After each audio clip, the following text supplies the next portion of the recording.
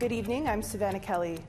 Ousted Assembly of First Nations National Chief RoseAnne Archibald has spoken for the first time since a vote expelled her from office. The June 28th vote saw 71% of the 268 chiefs and proxies in attendance vote Archibald out of office. The vote to remove Archibald from office comes after an external report into allegations of wrongdoing made by 5 staff members. Archibald released the 5-minute video on Monday night. In it, she calls on supporters and women in particular to take action. You can call or text or email your chief and council, and you can ask for 2 things. 1, that they reinstate me as national chief, and 2, that they make sure that the forensic audit goes ahead. Now, I don't want to be reinstated because of my ego. I want to be reinstated because I have a sacred responsibility that I have to fulfill, and there has to be ceremony before I begin that journey and at the end. And what the chiefs did on June 28th is they ignored that ceremony. They ignored our sacred ways, and they just went ahead and did one of the most violent acts against an Indigenous First Nation woman leader ever. Archibald, who made history as the first woman to be elected national chief of the AFN, says she's getting pushback because she has, quote, been fighting corruption at the AFN since October 2020, unquote. Archibald called the HR investigation a distraction from what's really happening. She plans to do a live video later in the week where she can interact with people. The AFN says it is no statement at this time regarding the video, nor could they provide a timeline for the selection of an interim national chief. The AFN will hold its annual General Assembly in Halifax next week. And we want to hear what you think about the ongoing turmoil within the Assembly of First Nations. Here's how you can continue the conversation. Send your emails to news@aptn.ca. Leave a comment on aptnnews.ca. You can also find us on Facebook, Twitter, Instagram, YouTube, and TikTok. Follow APTN News to join the conversation and see our latest stories. A young Alberta bull rider is dead following a rodeo event on the Stoney Nakoda First Nation on Sunday. Paramedics rushed to the event, but the young man was pronounced dead. Friends are remembering him, whose life was cut short. Here's CTV's Tyson Feder with more. 19-year-old Seth Soto was an avid bull rider being involved with rodeo for many years. Proud of his accomplishments, he would post videos to social media. But Sunday afternoon at an event, he died from what EMS says was an apparent head injury at the Chiniki Rodeo grounds. Man, it was just disbelief. It was really hard to even manage to even keep my emotions in place. It was just hard for me to even think that I won't be seeing my buddy Seth anymore. Tryon Simon was friends with Soto for about 16 years, both from Masquachese. The pair met at the hockey rink and shared a love for the game. Simon says his friend's passion for bull riding was unmatched. It was the one thing he wanted to pursue in life. Every day we would talk, he would tell me it was either ride or die on the bull, and he wanted to be the next Lane Frost, wanted to be the next great bull rider, and one of the greatest from Masquachese as well, and he is. Fellow rider and friend Jacob Totacini, who saw Soto this weekend, says he would give his best to every ride. He was a really great cowboy. I know that his legacy will live on in the rodeo industry. He's not gone and not forgotten. The Indian National Finals Rodeo Commissioner says this was an unfortunate accident and nothing untoward happened that would have prevented it, adding that this was a traumatic occurrence for everyone involved. He always made you smile. No matter what mood you were in, he would always put a smile on your face. He was so joyful and such a kind person. Always cared about other people's emotions too. He was always there for you. Tyson Fedor, CTV News, Calgary. There were many graduation photo shoots in Winnipeg's Assiniboine Park this week, but this one was special for an 18-year-old Métis student who had to overcome steep odds not just to graduate, but to survive. APTN's Leanne Sanders has more. Posing with her mom and other family members, Carissa Chaput could be any girl celebrating her graduation. You can't see the trauma or the harm inflicted on her while being held in a house for a year and trafficked in Winnipeg. I was starved, I was abused, there was a lot of different things. They kind of gave up on me, and It hurts, but like I'm getting through it each day because I'm getting better. I'm becoming the woman that I wanted to be. Carissa's mother, Kim Chaput, voluntarily put Carissa in the care of Child and Family Services when she was a young girl, thinking she was doing the right thing. CFS needs to check on these children more than once a year. Like, I've heard of so many stories that like my daughter's, and this is why these children are so vulnerable. You take them from their homes, okay? You take them from their homes and you put them in another home, and then you think, oh, all's good. But guess what? You're taking a child that witnessed a lot of trauma, and you're putting it, and you're not gaining that bond, that trust, nothing. And then that child feels lost. Chaput is grateful for Carissa's current foster parents, Rachel and Matt Willen. They learned about Carissa through the work they do with youth in Winnipeg and took Carissa under their wing. Through Matt and I, getting her to school, pushing her. You know, she had a good support system at school. You know, there was a lot of hiccups along the way with some direction. She just needed direction. She was getting sidetracked here and there with friendships, not coming home after school. And it was always redirecting her that Matt and I would do. He would go pick her up if she was somewhere. She kept us busy in the beginning, but, you know, we've got a beautiful ending. Rachel Willen had some of the same experiences as Carissa, and she says her helping Carissa has helped her heal as well. And I think it's important to highlight these milestones that our youth are having. You know, like it's amazing to see, you know, the brokenness that they come from to the beauty of the graduation. Like today I sat back and I didn't attend because I wanted this to be about her and her family. Willen says Carissa is just one of the many youth in Winnipeg who need help. Carissa was just one of the thousands of females that are exploited, you know, and males really in the city. We have lots that are exploited, more than anybody can even count. And I think it's up to us as adults to ensure that, you know, we're fulfilling our obligations to our youth. Willen feels change is needed in the child welfare system. How come it took me to step in, and how come the mother of Carissa couldn't be supported? Because it's all about the mighty dollar, and I think we need to kind of look at the lens of that. We need to look at why are not proper supports being put in place? Why is our only solution is to go to Child and Family Services and open up a file? For Carissa, her experiences have given her an empathetic heart, and she plans to go into social work to help others like herself. Going because I want to help the children in need, like women, men, boys, girls, you know, just anything that I could do. Leanne Sanders, APTN National News, Winnipeg. We need to take a short break, but still to come. New powers have come in to protect kids in care in Manitoba. And with this new provision, it'll allow us to track serious injuries across Manitoba.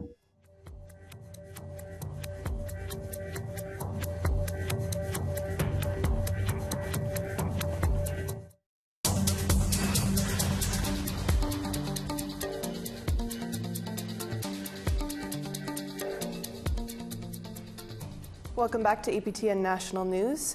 Since the discovery of potential unmarked graves across the country in 2021, many refused to take part in Canada Day festivities. In Winnipeg, a peaceful rally made its way through downtown, and it focused on honoring survivors. APTN's Tamara Pimentel was there.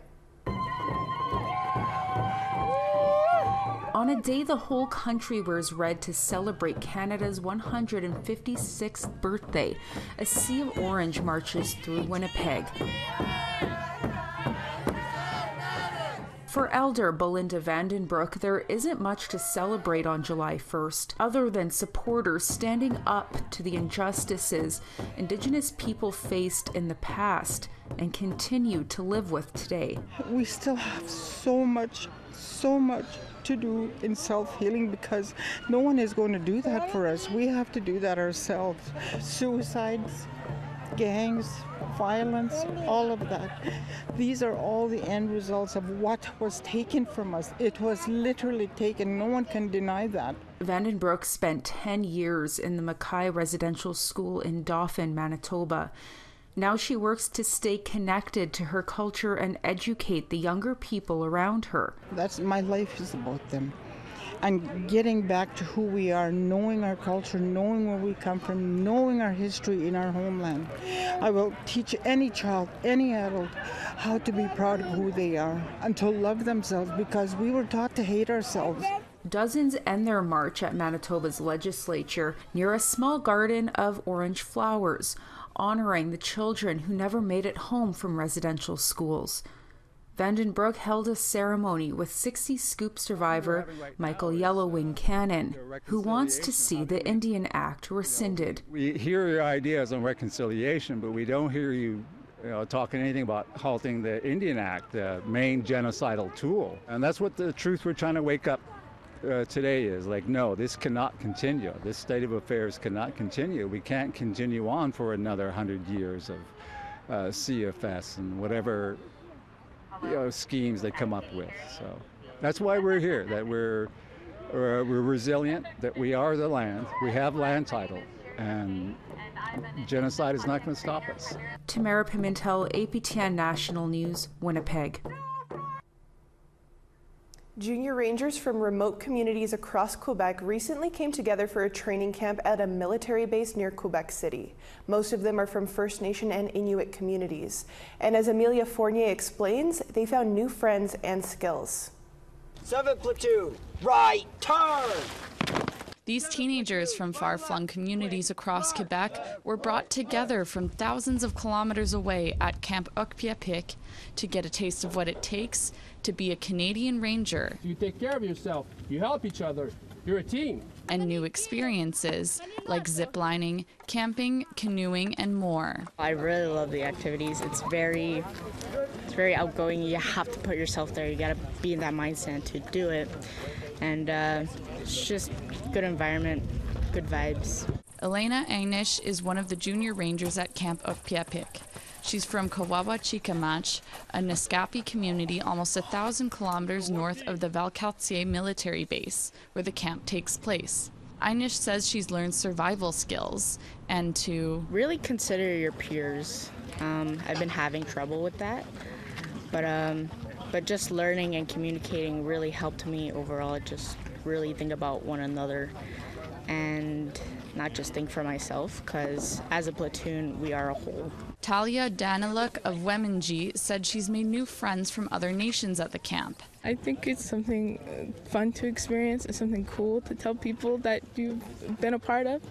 Daniluk said her experience with the program has sparked her interest in the Canadian Army. We had a presentation earlier today about the Canadian Army, and it was interesting, so I'm thinking about it. But according to Lucas Spencer Otter, one of the camp's leaders, the goal of the Junior Rangers program is not Army recruitment. It's to get youth in remote communities to push themselves. They do things that thought it was not possible for them, they thought they'd never do, and they just end up accomplishing those. Spencer Otter said being a Junior Ranger helped him break out shell. Instead of being comfortable in a small community, kind of like, isolated from the rest of Canada there, this program really allowed me to go out, venture beyond my means that I was afforded to. And I just enjoy so much parts of the program, like from the friends, leadership skills you learn along the way, organization skills, discipline, all that good stuff. Now, as a Canadian Ranger, he runs the Junior Ranger program up in his home community of Chisasibi, a Cree community along James Bay, and he's designated to help the community in case of emergency. Being part of this program really continues to push me to my limits there, instead of being comfortable. So I enjoy the challenge that it comes with the role. Right turn. By the left, quick, march. Amelia Fournier, APTN National News, Valcartier Military Base, Quebec. Any injury to a child or young adult receiving certain provincial services will now have to be reported by law to the Manitoba Advocate for Children and Youth. The final section of the Advocate for Children and Youth Act came into effect on July 1st, making it mandatory for agencies and service providers to report injuries. There's been no such requirement or process in place before now. Advocate Sherry Gott says her office will be able to offer immediate support to young people and their families. It will also help in creating the first province-wide serious injury database, making it easier to detect patterns and eventually improve public services for children and youth in the province. We don't have the authority to do any recommendations to the court. We don't have those kind of investigative powers. What we do is review services provided to those children and youth a year prior to their injury. And if they're under an extension of care with CFS, our office will be notified by the agency of the injury. And with this new provision, it'll allow us to track serious injuries across Manitoba. We need to step aside for one more short break. Coming up, a mixed media artist is using her talents for a good cause. Plus, it was a night to celebrate Indigenous film in Edmonton. These trees is another way of bringing and sharing those stories with the community.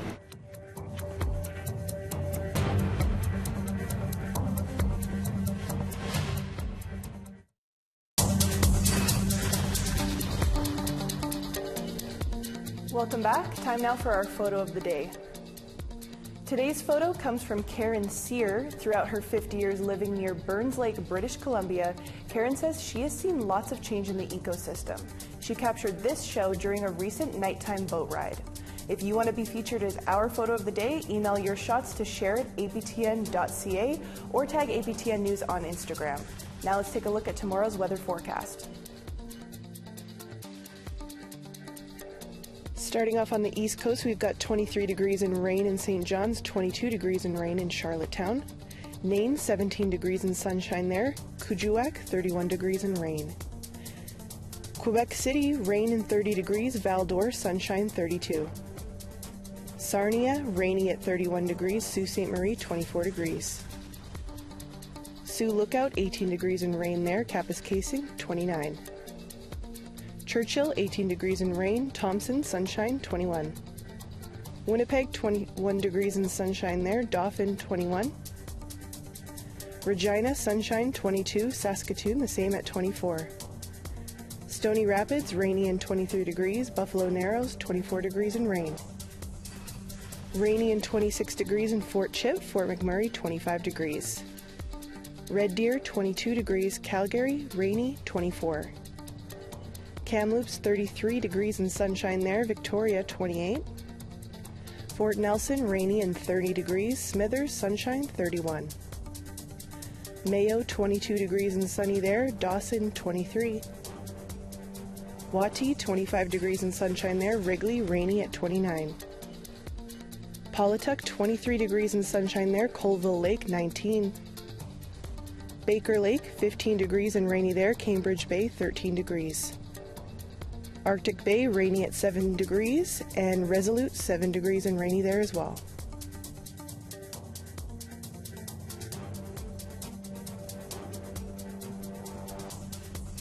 Mixed media artist Brooklyn Rudolph Nicholas is using her creative talents to support Indigenous women and girls fleeing family violence in Winnipeg. The 24-year-old from Pimicikamak Cree Nation in Manitoba spent 6 months creating purses for donation to Willow Place, a family violence shelter in Winnipeg. Each of the 20 handmade purses took 2 weeks to construct and feature plush materials and hand-drawn paintings. Rudolph Nicholas says she was influenced by the generosity she received from others during her own loss of a home as a young girl. Whenever I was experiencing the loss of a home, the one thing that I was able to carry around with me was a purse. And I know that, shelters are always looking for donations, and women and girls especially are always looking for purses. So I was like, I've seen other projects where people donate their used purses, and I was like, well, how can I use my artistic creativity to give back? And I came up with this idea, why don't I just create my own handmade purses and donate those. And I felt that it was a very meaningful project because, women and girls aren't just receiving a purse, but like a purse that was created just for them. The Edmonton Short Film Festival showcased Alberta Indigenous filmmakers with a series of short films, and they made it more accessible by having them screened outdoors. APTN's Chris Stewart was there. In countless waterways it has traversed. A warm evening offered a great atmosphere for an evening of short films. The Edmonton Short Film Festival and the Dream Speakers Festival Society presented a series of short films made by local Albertan Indigenous artists. An intimate audience had the opportunity to watch new films from established and up-and-coming filmmakers.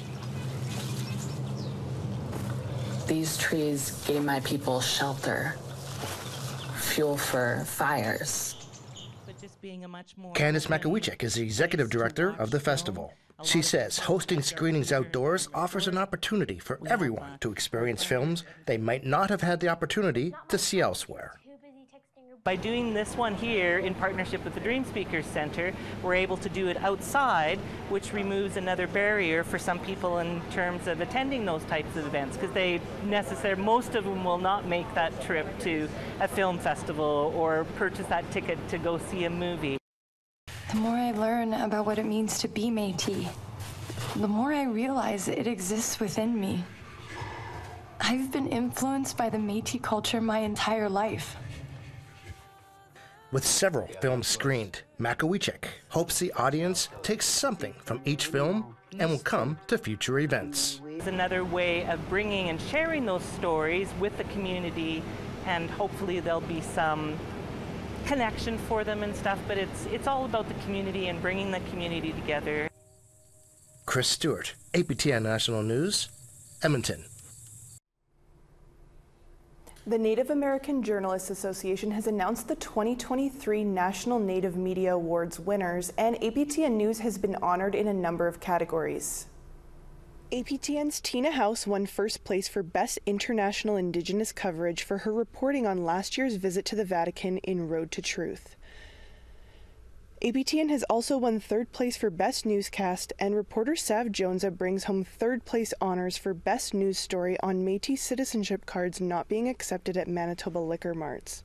Leanne Sanders earned second place honors in the Best Feature category for Missing in a Well, and APTNnews.ca's Danielle Parody won first place for Best Feature for her story on Willie Littlechild gifting the Pope a headdress. APTN is also the recipient of a special award, the 2023 Naja Elias Boudinot Free Press Award, which recognizes a publication or media outlet that has shown dedication and commitment to upholding freedom of the press, information, and transparency on Turtle Island. The awards banquet is August 12th at the RBC Convention Center in downtown Winnipeg. And that's all the time we have for your Tuesday news. For news anytime or to catch up on our latest stories, visit our website, aptnnews.ca. I'm Savannah Kelly, Marcy Miigwech, and thank you for joining us. Have a great night.